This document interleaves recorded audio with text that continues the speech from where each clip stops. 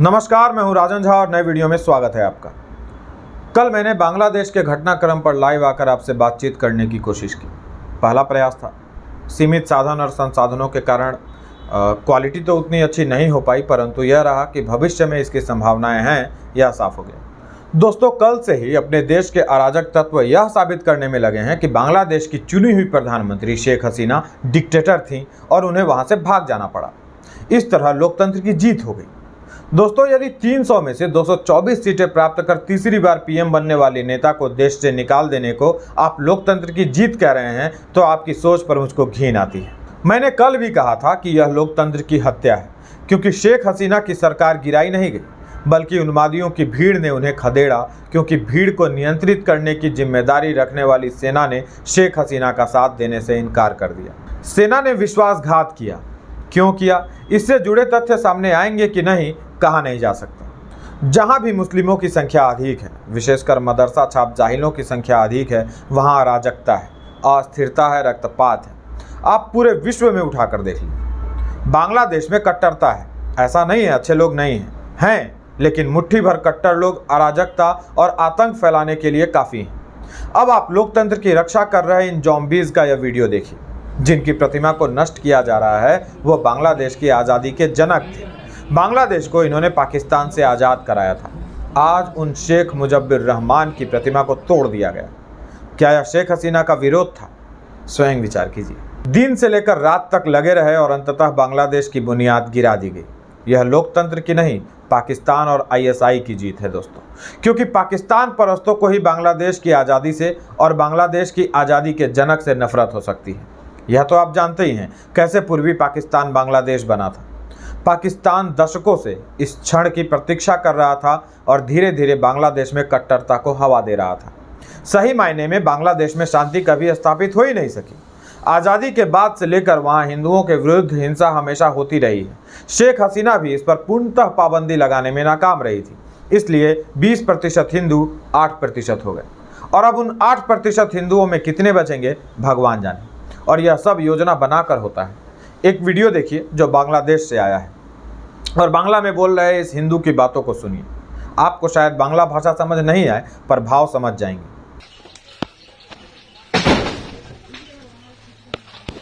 देखें, हिंदू बाड़ीते हमला चलाई जितेছে আপনার দেশবাসীর কাছে আমাদের বিচার চাই। দেখেন, এই যে দেখেন দেখেন অবস্থা, রামনগর শেখমাটিয়া দেখেন দেখেন অবস্থা দেখেন। মিছিল নিয়ে যাওয়ার সময় উল্টো দিক থেকে এসে আমার বাসার মধ্যে ঢুকে, আমার বাবা একজন ব্যবসা করে, সে তার ব্যবসার প্রতিষ্ঠান, আমার ভাই একজন ডাক্তার, ছোট কাকার ছেলে, তার চেম্বারও আমাদের বাসার মধ্যে। এই চেম্বারের মধ্যে ঢুকে আমাদের পুরো ভাইরা চুইরা কিচ্ছু রাখে নাই। আমার কাকাকে খুঁজতেছিল, আমার ভাইকে খুঁজতেছিল, মানে এরা কোথায়।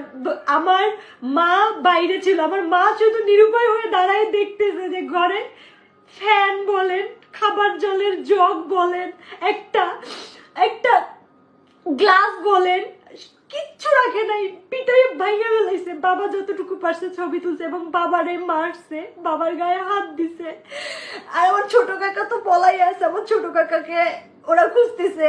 মানে আমরা কতটা নিরুপায় আজকের এই ছাত্রদের কারণে। আমরা এখন কি দেশ ছেড়ে, নিজের জায়গা জমি ছেড়ে কি আমরা ইন্ডিয়া পালাই যাবো, এটা মনে করতেছে সবাই। কেন ইন্ডিয়া যাব? আমরা স্বাধীন দেশে বাস করি না? আমরাও দেশের নাগরিক না? দেখেন শত শত লোক, দেখেন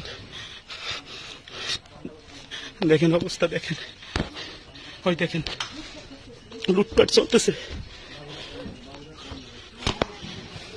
দেখেন সবাই দেখেন। আমি সেনাবাহিনীর কাছে আমি বিচার চাই।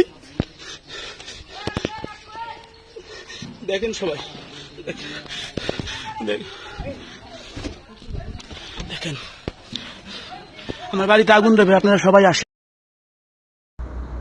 यह क्रंदन, यह विवशता, यह डर, इस व्यक्ति की थर्राती आवाज़ यदि आपके मन को भेद कर विचलित नहीं कर रही तो आप एक आतंकी हैं। अब इस महिला का चित्कार सुनिए। कलेजे को चीर देने वाला यह दर्द समझने के लिए आपको किसी भाषा की आवश्यकता नहीं होगी। अब बंगाल के लोग पूछें ममता बनर्जी से CAA क्यों नहीं लागू होना चाहिए। किन मुस्लिमों को प्रश्रय देने की बात कर रही थी आप कुछ दिन पहले। दोस्तों, विधाता आपको बार बार संकेत दे रहा है कि जाग जाओ, अन्यथा तुम्हारी भी बहू बेटियों को इसी तरह खोजा जाएगा एक दिन।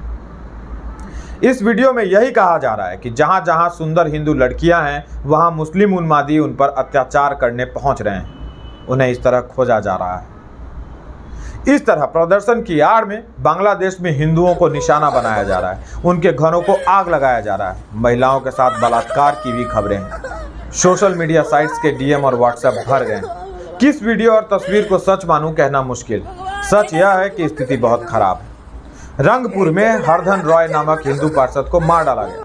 रायगंज में प्रेस क्लब को घेरकर प्रदर्शनकारियों ने पत्रकार प्रदीप कुमार भौमिक को मार डाला। इस्कॉन के मंदिरों में भी तोड़फोड़ की गई है। काली मंदिरों में घुसकर भी प्रदर्शनकारियों ने तोड़फोड़ किया है। हिंदुओं के घर को चिन्हित कर निशाना बनाया जा रहा है। इसको यदि आप लोकतंत्र की जीत बतला रहे हैं तो आप भी एक जिहादी हैं। आप सोच रहे होंगे मैं यूं ही भारतीय अवामी इस्लामी गैंग पर उंगली उठा रहा हूं, वो भला इस हिंसा का समर्थन क्यों करेंगे। तो लीजिए आपकी गलतफहमी को भी दूर किए देता हूं। पहले हिंदुओं के लिए बड़ा खतरा हिंदू वामियों से शुरू करते हैं। ये हैं लल्लन टॉप के पत्रकार अभिनव पांडे। लिखते हैं इतिहास गवाह है, तानाशाह या तो मारे जाते हैं या भाग जाते हैं। बांग्लादेश की युवा शक्ति जीत गई। अब आगे आपको जो कहना हो सो कहें। काबा वाली जिहादिन को देखिए, इसको बांग्लादेश की सही वर्तनी पता नहीं होगी, लेकिन उसको हमारे देश से जोड़कर लोगों को उकसा रही है। भारत देश के हिंदुओं और राष्ट्रवादियों का एक बड़ा दुश्मन है जो देशभक्त के नाम से चैनल चलाता है। जहर उगलने में और इस अराजकता को सही ठहराने में उसने भी कोई कसर नहीं छोड़ी। पार्किंग पत्रकार कापड़ी भी जिहादियों को सही ठहराने में लगा रहा। और इन सब का आका रवीश कुमार, वो भला कैसे पीछे रहता। उसने भी पाकिस्तान परस्त कट्टरपंथी इस्लामवादियों की हिंसा को छात्र आंदोलन का नाम देकर इस रक्तपात को सही ठहरा दिया। अब आप इन जॉम्बीज के पोस्ट देखिए हिंदुओं के रक्त के प्यासे आक्रांता आज के समय में कैसे दिखते हैं, कैसे नजर आते हैं। ताज उछाले जाएंगे, तख्त गिराए जाएंगे, नाम रहेगा अल्लाह का इस्लामिक मोमेंट। सुना है यह जिहादी भारत में रहता है। जिहादीन अरफा इस रक्तपात और लूट को डेमोक्रेटिक टेक ओवर बतला रही है। कौन सा डेमोक्रेटिक टूक ओवर ऐसा होता है? इन तस्वीरों को देखिए, ये डेमोक्रेटिक टूक ओवर है। दोस्तों, वामी इस्लामी गैंग का सबसे बड़ा प्रोपेगेंडाबाज जुबैर कल रात से ही लगा हुआ है। वह यह सिद्ध करने की कोशिश में है कि हिंदुओं के विरुद्ध कोई हिंसा नहीं हो रही, सब सुरक्षित है। एक हैशटैग चलाया गया है कि बांग्लादेशी हिंदू से। उसकी सच्चाई देखिए। जिस अकाउंट को जुबैर शेयर करके यह साबित कर रहा है वह अकाउंट अगस्त माह में ही बना है। अगस्त का पहला हफ्ता भी अभी नहीं बीता। अकाउंट बनाने का औचित्य आप समझ रहे होंगे। इसने एक कमरे में माइक पर शांति बनाए रखने की अपील वाली वीडियो पोस्ट की। कह रहा है कि बांग्लादेश में मुस्लिम हिंदुओं की रक्षा की अपील कर रहे हैं। यह नहीं बतला रहा रक्षा किन से। एलियंस का अटैक हुआ है क्या? यह एक ही स्थान के 4 अलग अलग एंगल से खींची हुई तस्वीर को 8 बार शेयर करके दिखा रहा है कि पूरे बांग्लादेश के लोग हिंदुओं के लिए ढाल बनकर खड़े हैं, जबकि सच क्या है वह अब दुनिया जानती है। ये वही लोग हैं जो कहते हैं कश्मीरी पंडितों के विरुद्ध अत्याचार नहीं हुआ, वो तो बोर हो गए थे पहाड़ों से, इसलिए पलायन कर गए और उनकी संपत्ति किसी मुस्लिम ने कब्जा नहीं किया, वो तो उनकी रखवाली कर रहे हैं। ये तस्वीरें दिन की हैं और जैसे जैसे रात होता गया बांग्लादेश से भयानक तस्वीरें आती गई।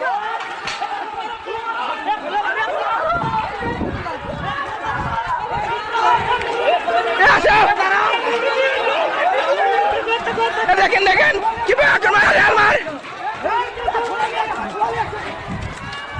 আলো ভাই দেখেন আমাদের বাঁচান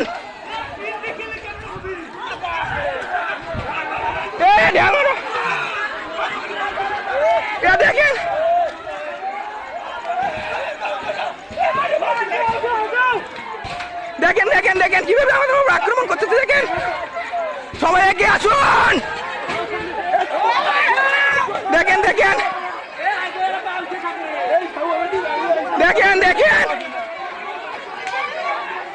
আমাদের বাঁচান,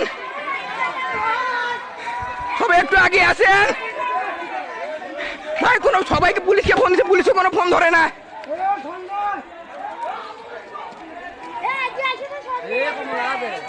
সবাই আমাদের বাঁচান দেখেন। यह बेबस आदमी बचाओ बचाओ हमें बचाओ का यह चित्कार किसके लिए कर रहा है? बांग्लादेश में उनको बचाने वाली सेना ने तो तख्ता पलट कर दिया, बाकी लोग अपनी जान बचाने में लगे हैं। भारतीय राष्ट्रवादी सोशल मीडिया पर तुम्हें बचाने की पूरी कोशिश कर रहे हैं। एक एक हैशटैग जिहादियों को गोली की तरह लगने वाला है और हम यहाँ बैठे बैठे तुम्हें बचा लेंगे, जैसे सैकड़ों बंगालियों को बचा लिया।